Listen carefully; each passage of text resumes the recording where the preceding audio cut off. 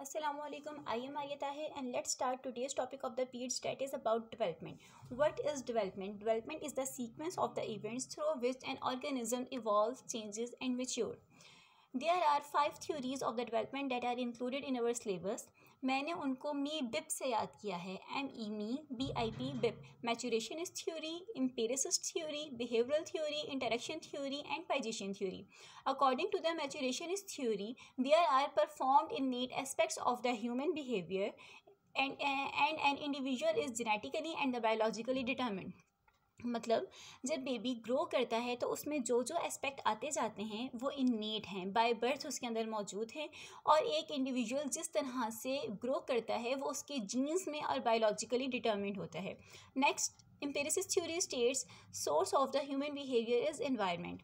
According to the behavioral theory, environment is the motivator and the shaper of the cognitive and the motor behavior.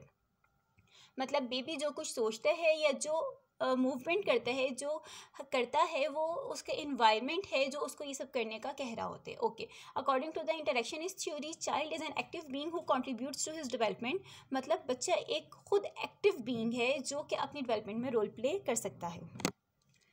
Next, according to the Piagetian theory, interaction of the environment and the neural maturation causes the development in the equilibrium and disequilibrium. मतलब एक baby जब grow कर रहा है तो उसकी personality में equilibrium है या डिसइक्विलिब्रियम है, ये बात इस चीज़ पे डिपेंड करती है कि उसका न्यूरल मैचुरेशन और इन्वायरमेंट के साथ इंटरेक्शन कैसे है. ओके, अब मोटर लर्निंग के हमारे पास 4 गोल्स होते हैं या 4 स्टेप्स आप समझ लें ये होते हैं. लेकिन उससे पहले हम पढ़ेंगे कि मोटर स्किल क्या होती है.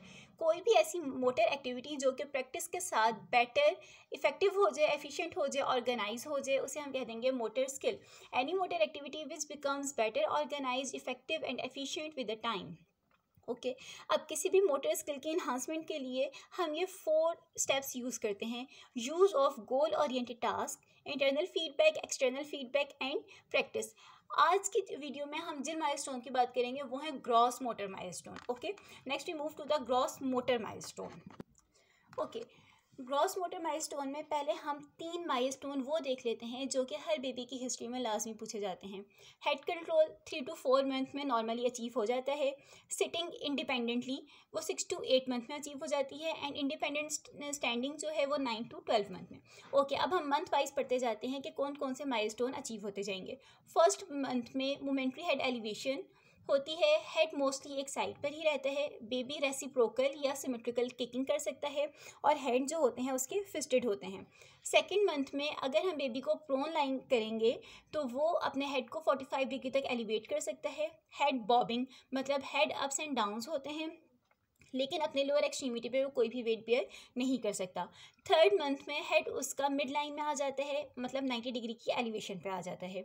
अगर हम उसको उल्टा करते हैं तो वो अपनी एल्बोज पे वेट बेयर कर सकता है. बैक एक्सटेंशन स्टार्ट हो जाती है और चक्कल स्टार्ट हो जाते हैं. This is important, chuckles third month में स्टार्ट होते हैं. अब बात आती है 4 मंथ में. तो 4 मंथ में वो प्रोन टू साइड पोजीशन में आ सकता है, सपोर्टेड सिटिंग में आ सकता है and laugh out loud. Okay, 5th month में वो प्रोन टू सुपाइन पोजीशन में आ सकता है, सपोर्टेड सिटिंग अचीव हो जाती है और अपने arm to arm weight shift कर सकता है. 6 मंथ में वो अपनी एल्बो को एक्सटेंड करके सारा वेट हाथ पे डाल के प्रोन पोजीशन में आ सकता है. इंडिपेंडेंट सिटिंग अचीव हो जाती है. देखिए, सिटिंग अचीव हो गई तो नेक्स्ट माइलस्टोन क्या है, स्टैंडिंग. तो उसके लिए pull to stand bounces. Okay, 7th month में वो कॉर्पोरल पोजीशन में आ जाता है. पिवट ऑन बैली मतलब अगर हम बेबी को उल्टा लिटा देंगे तो वो अपनी बैली के सहारे घूम सकता है, घिसट सकता है. और उसके बाद वो स्ट्रेंजर्स की और टोन ऑफ वॉइस को रिकॉग्नाइज करना स्टार्ट कर देता है. 8 to 9th मंथ में वो क्वाड्रुप्लेट सिटिंग पोजीशन में आ जाता है. क्रॉलिंग स्टार्ट हो जाती है, सपोर्टेड स्टैंडिंग होती है एंड पिंसर ग्रैस्प फाइनल हो जाता है.